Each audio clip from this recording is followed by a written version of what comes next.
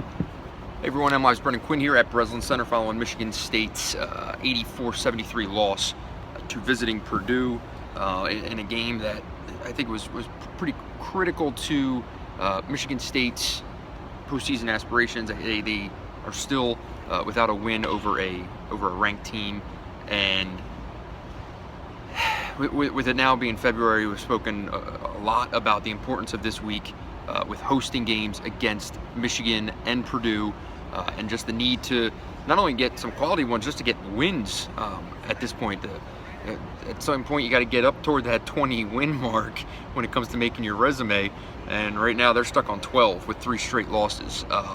That's a pretty significant issue. But for now, let's kind of talk about the overriding storyline to come from this game, and that is, the old expression, rising tide lifts all ships. Well, Miles Bridges is a rising tide right now. 33 points tonight, Michigan State freshman record.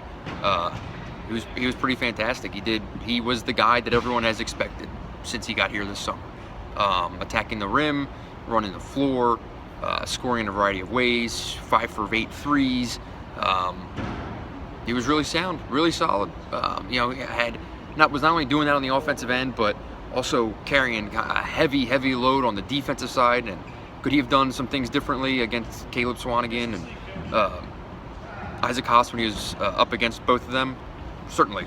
But for the most part, he held his own, and he played some tough defense. And this was his best game in a Michigan State uniform, without a doubt. The only problem was he was the only player to finish in double figures.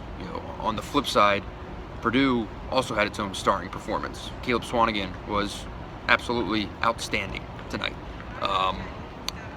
And he had 5 players around him finish in double digits.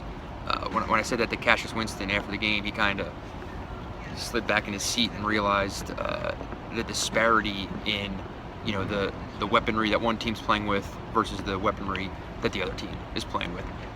That's an issue for Michigan State. If it has any hope of making a run here, of making a move in the second half of Big Ten play, there needs to be not only elevated play around Bridges, but it needs to be consistent. It needs to be from guys who night in and night out are going to give you this, that, and the other thing. That is not the case right now, and it's going to be very difficult. And I think you're starting to see some frustration from Tom Izzo in that regard, as he's just kind of rattling off names of guys that he would love to see do that. Nick Ward, Aaron Harris, Joshua Langford, Cassius Winston, Tum Nairn, Matt McQuaid. Go right through the whole roster.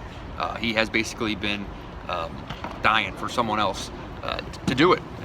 And for a while there in December, it looked like Nick Ward was going to be the number 2 there, but it's starting to look more and more like it just kind of needs to be a collective effort around Miles Bridges, kind of like you saw from Purdue tonight. Maybe that's the example of how this team needs to win games, because on any given night, I'm not sure what you're getting at anyone else on this roster, and that's going to be tough.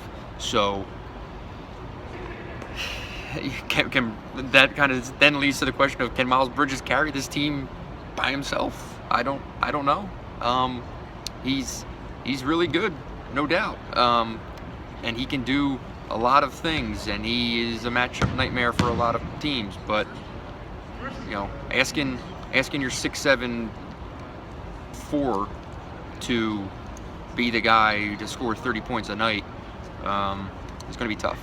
And he probably can do it if he gets enough shot attempts. He got 17 shots tonight. That sounds about right. He needs to be getting that. There's been games where he's gotten 8 or 9 and 10, and no, that's not gonna fly. It needs to be 15, 17, 18 shots, playing 36 minutes, and just getting it, just gas him, because at this point, the reality that a lot of people aren't talking about is you don't know how long Miles Bridges is going to be here, so empty the tank on him. Get everything you can, and see how far it takes you, because right now, this team is kind of going straight, not in an upward trajectory. So we'll see. It'll be a big one here on Sunday in terms of where this team is going. Michigan will be here for a rivalry game on Sunday afternoon on CBS. I think it's a 1 o'clock tip, and I will be there that afternoon to tell you all about that one as well. So until then, as always, thanks for watching.